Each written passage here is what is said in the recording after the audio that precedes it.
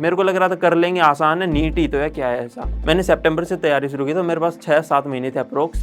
तो 7 महीने में मैंने अपना सिलेबस तो कंप्लीट कर ही लिया था। मेरे नीट में 259 नंबर है, टेस्ट दिया मेरे को 300 नंबर है, 2 महीने हो गए मेरे को पढ़ते हुए। मैंने क्या किया, जैसे जिनका सिलेक्शन हो गया था, अब मेरा एक दोस्त है एम्स दिल्ली में, कोई है BMMC में, कोई है MAMC में, तो अच्छे दोस्त अच्छे थे मेरे, बट मैं ही अच्छा नहीं था। तो आप उस टाइम पे लेक्चर्स देखो ताकि आपकी नींद नहीं आए। एक लड़का जिसके पहले अटेम्प्ट में 259 मार्क्स थे एंड सेकंड में 661, एक ड्रॉप में इतना इंक्रीज कैसे हो गया? क्या मेरी स्ट्रेटेजी थी वो मैं आपको अपनी इस टॉक में बताऊंगा। नमस्ते, मेरा नाम पुलकित है एंड मैं अपनी MBBS की डिग्री Vardhman Mahavir medical college New Delhi से कर रहा हूँ। तो हमारे फाइनेंशियल कंडीशन इतने सही भी नहीं है कि हम शहर में जाके शिफ्ट करें एंड बेटर कंडीशंस को फुलफिल कर पाए अपनी फैमिली के लिए भी एंड स्टडीज़ में भी काफ़ी हेल्प हो। तो फिर पापा ने भी कहा कि नहीं यार बेटा, तेरे को तो करना है, मैं तो नहीं कर पाया, बट तू करके दिखा कुछ ना कुछ तो एक्स्ट्रा करना है अपन को। अपन ऐसे ही मिडिल क्लास में कब तक जीते रहेंगे। तो मैंने सोचा कि यार तो चलो, जब पहले तो बच्चे रहते तब तो माँ बाप की बात मान भी लेते हैं। तो मैंने स्टार्ट कर दिया, बायो में थोड़ा इंटरेस्ट खुद भी जनरेट हो गया 9th-10th में। तो तब तक बायो में सही नंबर आते थे एंड 10th में मैं एक एवरेज स्टूडेंट था। तो जैसे ही 11th आया, 11th में अब हम इतने अच्छे फैमिली से बिलोंग तो नहीं करते कि हम बहुत ज़्यादा ऊपर जाएं।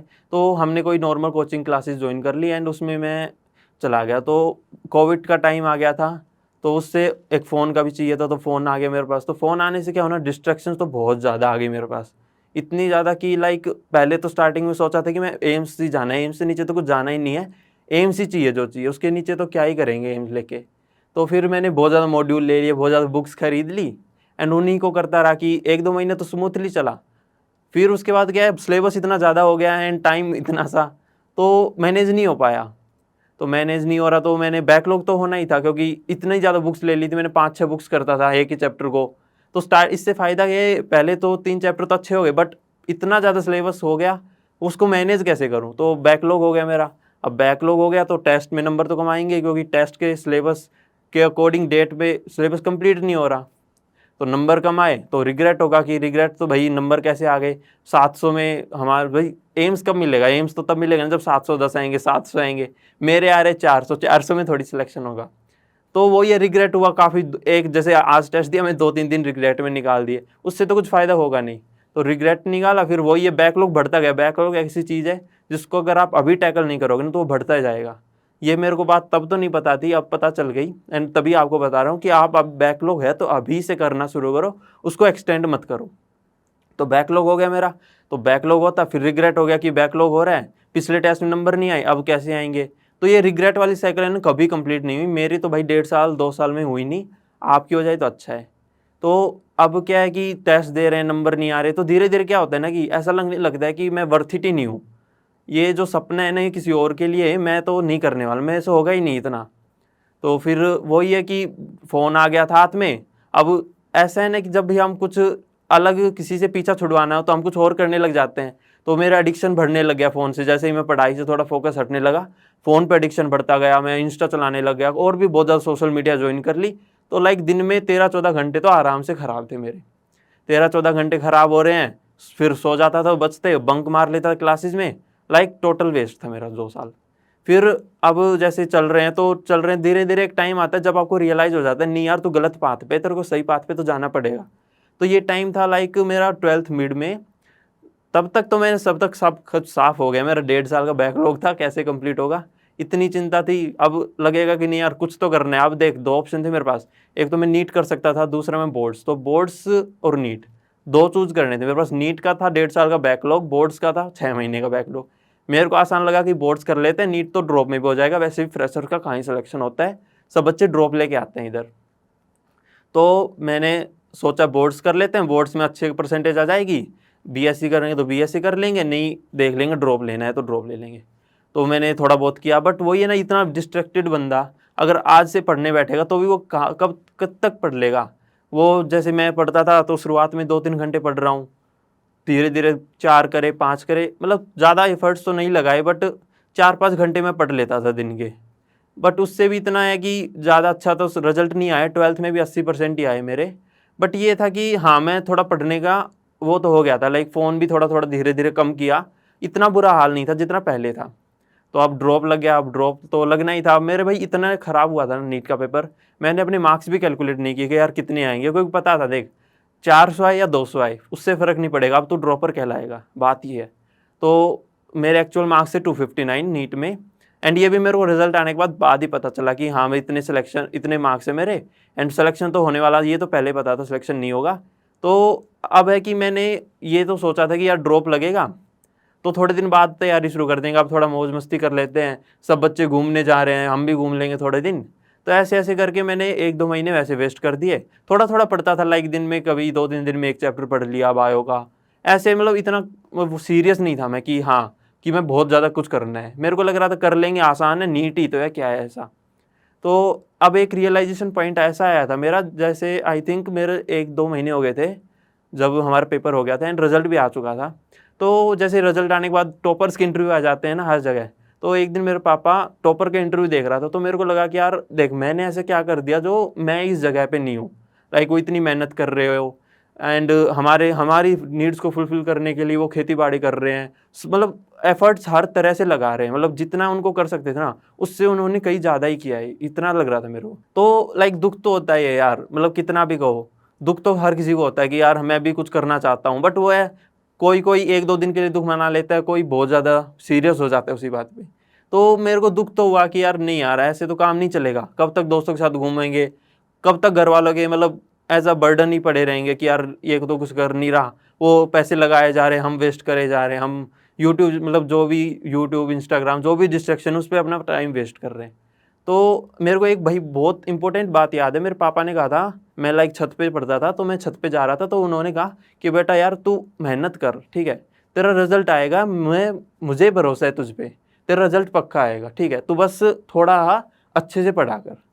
तो पता नहीं उस बात को क्या हिट होगी मुझे, एंड मेरे को सोच लिया कि नहीं यार फैमिली की इतनी अच्छी कंडीशंस नहीं है कि 2-3 ड्रॉप्स ले एंड फिर नीट करे, तेरे को करना है तो इसी बार करना है चाहे कुछ हो जाए। तो फिर मैंने पापा से कह दिया पापा बस मेरे को तो अभी करना है चाहे कुछ हो जाए, लाइक मेरे 259 नंबर थे एंड उसके लिए इतनी बड़ी बात सोचना भी इसी साल करना है, बहुत बड़ी बात है, क्योंकि आपने जितने भी एग्जाम्पल्स देखे होंगे उनको लग रहा होगा कि 100 नंबर बढ़ गए, 200 नंबर बढ़ गए, इससे ज़्यादा तो मैंने तो आज तक कभी ना मेरे कोचिंग में सुना था ना कभी टीचर से सुना था। तो मैंने इस बात की परवाह नहीं की, यार छोड़ो जो होगा देखा जाएगा, भगवान है अपने साथ, मेरे को करना है, अपना 100% दूंगा मैं, जो होगा वो बाद की बात है, ठीक है।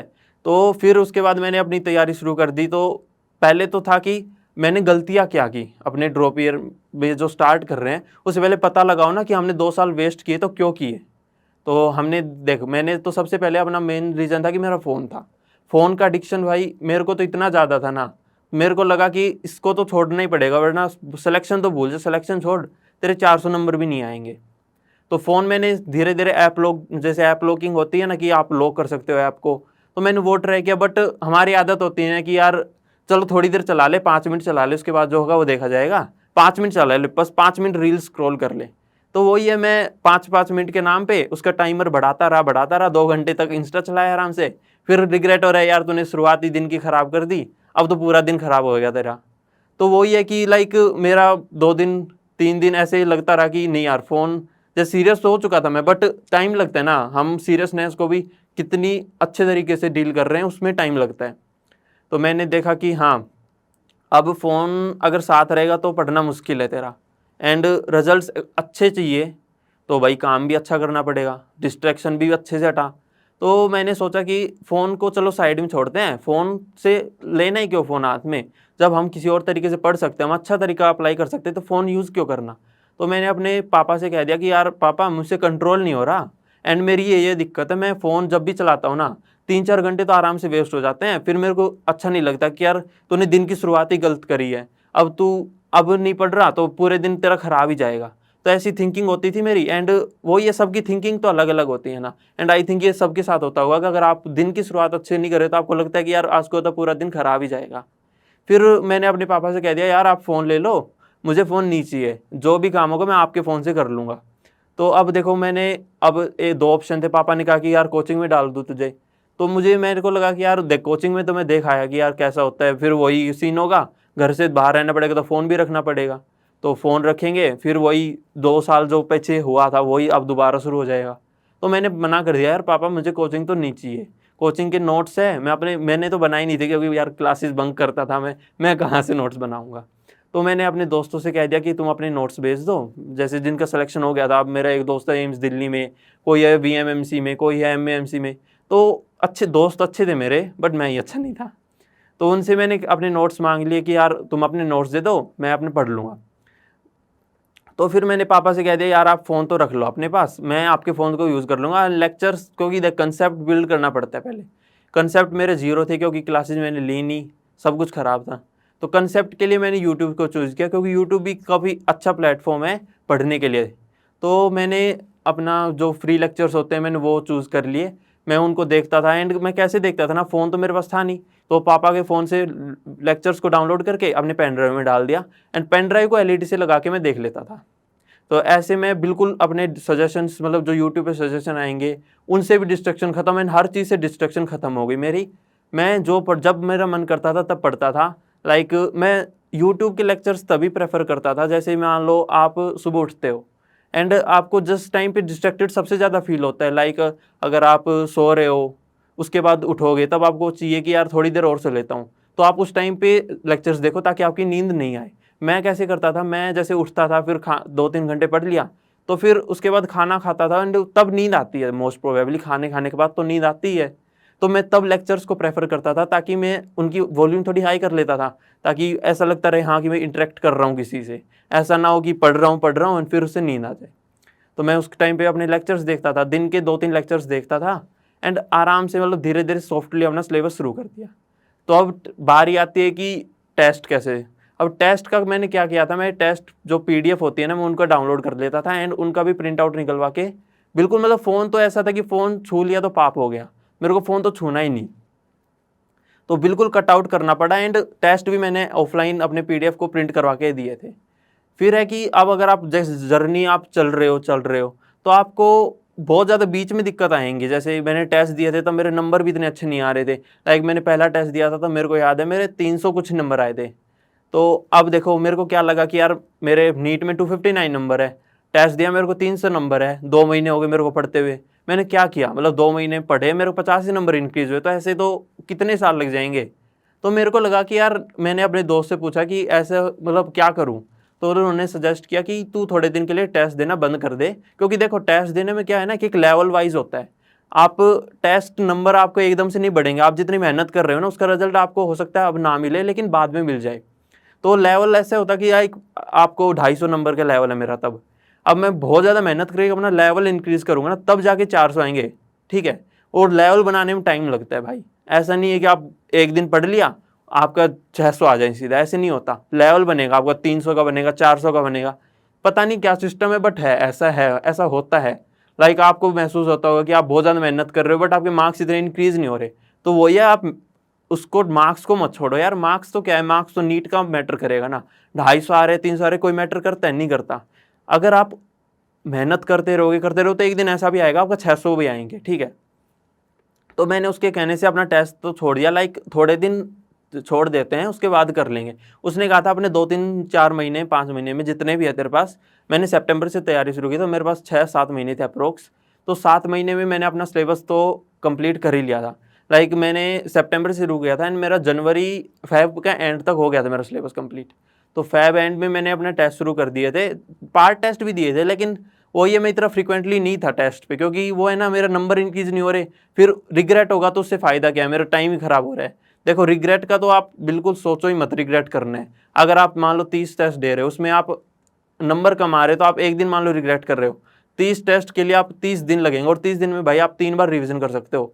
3 बार रिवीजन का पता मतलब क्या होता है, आप 300 नंबर इंक्रीज करो भाई। रिवीजन करने का तो बहुत ही ज़्यादा वो होता है। रिवीजन करने पे आपको 100 नंबर भी इंक्रीज हो सकते हैं, 200 नंबर भी इंक्रीज हो, ये आप पे ऊपर आप कितना अच्छे से रिवीजन करते हो। तो मैंने जनवरी तक अपने टेस्ट को पॉज किया, फिर धीरे धीरे कम कम टेस्ट दिए।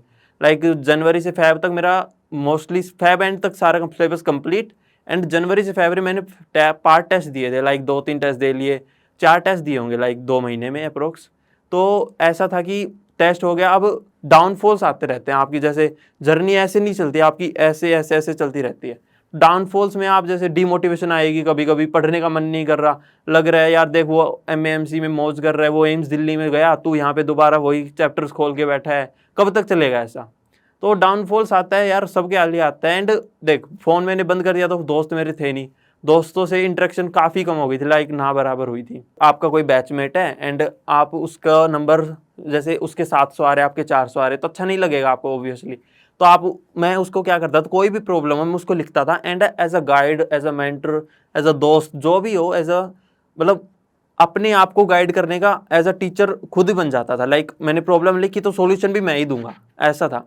तो उससे क्या है ना, अगर आप अपने आप को अच्छे से जानते हो, ऐसा नहीं है कि कोई और आपको आपके अच्छे से जानता हो, तो आप जितना अपने आप को समझोगे ना, उतना ही ज़्यादा आपको प्रॉब्लम्स का अच्छा सॉल्यूशन दे पाओगे। पता है आपकी जर्नी में सबसे ज़्यादा इंपॉर्टेंट पता है क्या होता है? ये नहीं होता कि आप कितने घंटे पढ़ रहे हो, आप कितने ज़्यादा किसी से मार्क्स लेके आ रहे हो।